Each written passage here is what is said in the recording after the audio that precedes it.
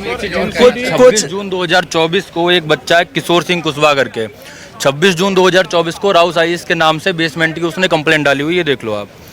लेकिन कोई एक्शन नहीं हुआ। उसने सेम चीज़ का डाला था कि पानी भर जा रहा है यहाँ पे, ये दिक्कतें हो रही हैं, बाहर खुले हुए हैं, दिक्कत हो जाएगी, उसका उसने डाला हुआ। अभी तक कोई एक्शन नहीं हुआ।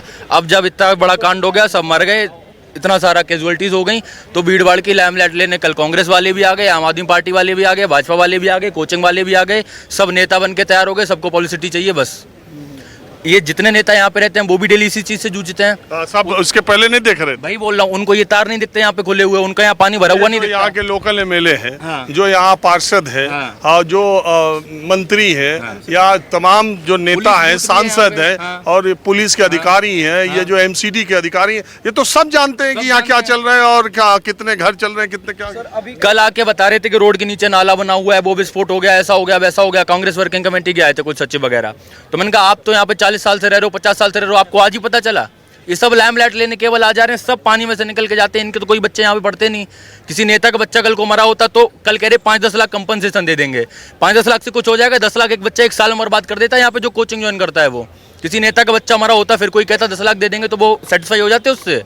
कितने बड़े बड़े दंगे हो जाते, कांड हो जाते। लेकिन बस हम लोग की जान की कीमत 5 लाख 10 लाख बस लगा दे रहे हैं। अभी ये क्या होगा? कुछ भी नहीं होगा। 2 दिन की ये लाइमलाइट चल रही है, जब तक मीडिया तब तक यहाँ पे थोड़ी भीड़ भाड़ होगी, कुछ नहीं होगा। फिर लाइब्रेरी वहीं चलेंगी, सारी बेसमेंट में लाइब्रेरी चलनी है, पूरे करोल बाग में, पूरे ओआरएन में। लाइब्रेरी वालों ने अपने बैनर भी हटा के रख दिए, किसी को पता नहीं चले यहाँ पे लाइब्रेरी चल रही है। सारी आज बंद कर दी गई ताकि आपको नहीं पता चले, प्रशासन भी वहां नहीं पहुंच जाए।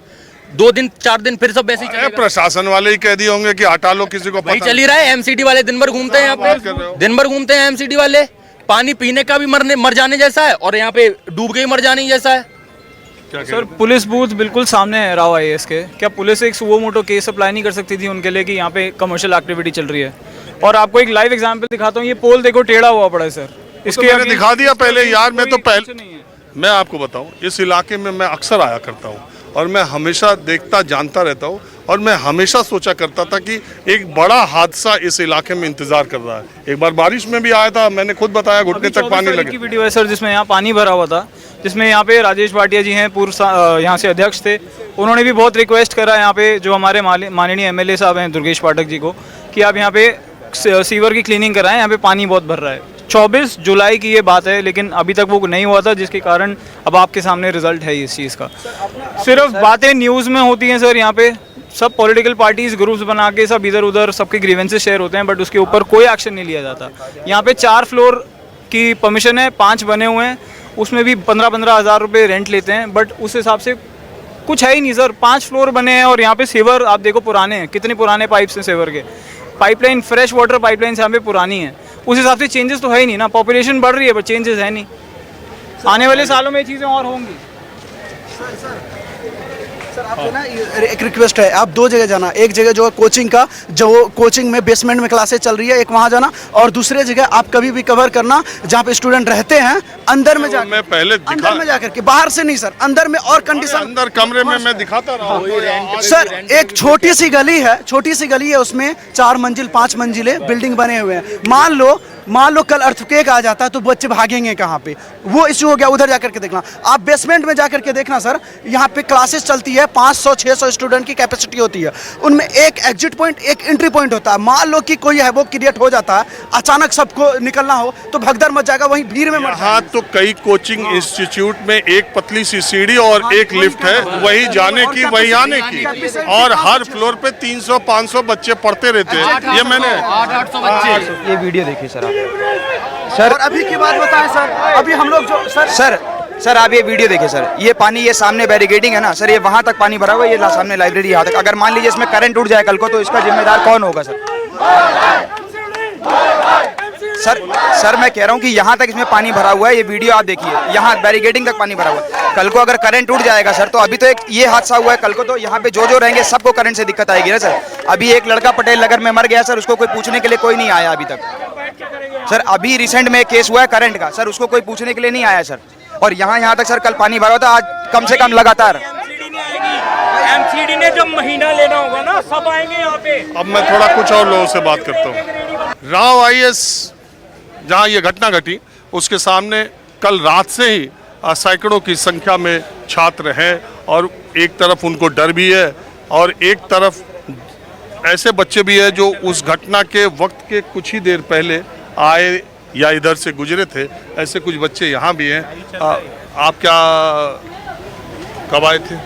मैं तो यहाँ पे मेरी कोचिंग है और मेरे लक्ष्मी नगर में रहता हूँ, तो वहीं है से निकल रहा था। डेली मेरा यही रूट है, तो इससे मैं 6 समथिंग आता, तो थोड़ा सा वाटर फिलिंग था, डेली का नियम है, तो मैं रेंडमली निकल गया। लेकिन ऐसा कोई पता नहीं था कि इवेंट होगा। बस यहाँ से निकलते हुए यहाँ पे कुछ टाइम पहले और ज़्यादा फिलिंग हो रहा था, लेकिन कुछ सही होने की वजह से थोड़ा कम हुआ, लेकिन फिलिंग हो रहा था। फिर मैं निकल गया। फिर उसके बाद 7 साढ़े 7 के टाइम पे ये इंसिडेंट पता चला। 7 बजे बता रहे हैं कोचिंग बंद होने का टाइम था, उसी के थोड़ा पहले क्या ऐसा ही कुछ है, तो इसके बाद पता चला। लेकिन ये हाँ, यहाँ पे फिलिंग ज़्यादा होता है, वाटर ड्रेनेज सिस्टम सही नहीं है इन लोगों का, एरिया का। क्योंकि एक तो जितना पर डेंसिटी एरिया होना चाहिए पॉपुलेशन का, उससे ज़्यादा लोग यहाँ पर रहते हैं। और जिसके लक्ष्मी नगर में कम रहते हैं, वहाँ भी हालात बहुत बुरे हैं। लक्ष्मी नगर में लेकिन ऐसी वाटर फिलिंग ड्रेनेज सिस्टम थोड़ा सही है, वहाँ पे फिलिंग नहीं होती कि आपको निकलने में दिक्कत हो। और यहाँ से ये होता है कि पर डेंसिटी एरिया ज़्यादा है, इससे बच्चों पे भी प्रेशर बहुत होता है। यहाँ पे रेंट भी बहुत ज़्यादा है, 20,000 बच्चा सिंगल रूम का पे करता है शेयरिंग में। और कोचिंग का भी बहुत ज़्यादा फीस वगैरह है। कोचिंग को भी खुद अपना इंस्टीट्यूट का बहुत ज़्यादा पेमेंट देना पड़ता है इसका, या फिर इसका हब कहीं और शिफ्ट किया जाए जिससे कोचिंग का भी खर्चा कम हो और बच्चों का भी खर्चा कम हो। लेकिन अगर ऐसा ही रहा तो फिर ड्रेनेज सिस्टम भी या फिर सही किया जाए, कुछ एमसीडी को करना चाहिए। नहीं, इतना ह्यूज अमाउंट कोचिंग वाले लेते हैं, मैं ऐसे सोच रहा था, इतना ह्यूज अमाउंट लेते हैं तो इनको हर बच्चे का उस फीस में, हालांकि वो ऐसा करेंगे, मैं इंश्योरेंस की बात कर रहा हूँ, तो अगर करेंगे तो वो भी आप ही से वसूल लेंगे।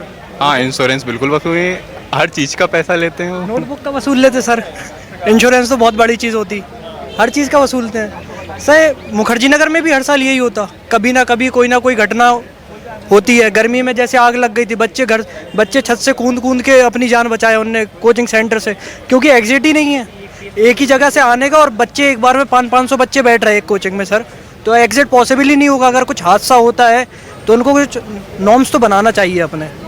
और इसके बावजूद भी सर सिलेबस तो कंप्लीट ही नहीं होता। ये मैं गारंटी दे रहा हूँ कि कोई भी कोचिंग इंस्टीट्यूट आके ये कह दे कि हमने पूरा कंप्लीट सिलेबस कंप्लीट करवाया है, तो ये पॉसिबल ही नहीं है। स्टार्टिंग में क्लासेस, सवाल ये भी है कि मैं ऐसा मानता हूँ कि पेरेंट्स भी तो अनावश्यक ज़रूरत से ज़्यादा कोचिंग में बच्चों का एडमिशन नहीं हो रहा है। ये सारे बच्चे जो लाखों की संख्या में कोचिंग कर रहे हैं, ये कोचिंग इंडस्ट्री को मजबूत करने के सिवा और क्या कर रहे हैं?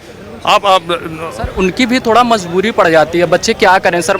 असल में सर वो भी सही गाइडेंस के लिए इधर उधर भटकते रहते हैं, और कभी इस कोचिंग इंस्टीट्यूट में, कभी उस कोचिंग इंस्टीट्यूट में, यहाँ की टेस्ट सीरीज अच्छी है, वहाँ की टेस्ट सीरीज इनका स्ट्राइक रेट भी कोई ऐसा मैं बता रहा हूँ ना आपसे कि स्टार्टिंग में क्लासेस 4-5-6 अच्छी चलेंगी, और इसके बाद फिर धीमा छोड़ देंगे। हफ्ते में 2 क्लास लिया, 3 क्लास लिया। अब ये बताइए, बच्चे की कॉन्टिन्यूटी बनाना चाहता है बच्चा, 1 घंटे की क्लास, 2 घंटे की क्लास लिया, दूसरे दिन क्लास नहीं हो रही, तीसरे दिन क्लास नहीं हो रही, अब उसकी कंटिन्यूटी टूट गई, चौथे 5वें दिन क्लास हो रही है। इसके बाद फिर क्या करेंगे, जब लास्ट में उनका ड्यू होता है कि नहीं हम इस टाइम ड्यूरेशन में कोर्स को कंप्लीट करवाएंगे, जैसे ही वो टाइम आएगा तो 2-3 महीने के अंदर में इतनी फास्ट क्लासेस चलाएंगे, 3-3 क्लासेस चला देंगे, 4-4 क्लासेस चला लेंगे, ताकि उनकी रिस्पॉन्सिबिलिटी बस खत्म हो जाए कि हाँ हमने पूरा सिलेबस कंप्लीट। वो उनका जो तरीका है, मैं ये कह रहा हूँ कि नौकरी इतनी सी, भीड़ इतनी, और कोचिंग संस्थान इतने, और सबकी फीस इतनी लंबी चौड़ी, तो हम एक अंधी दौड़ में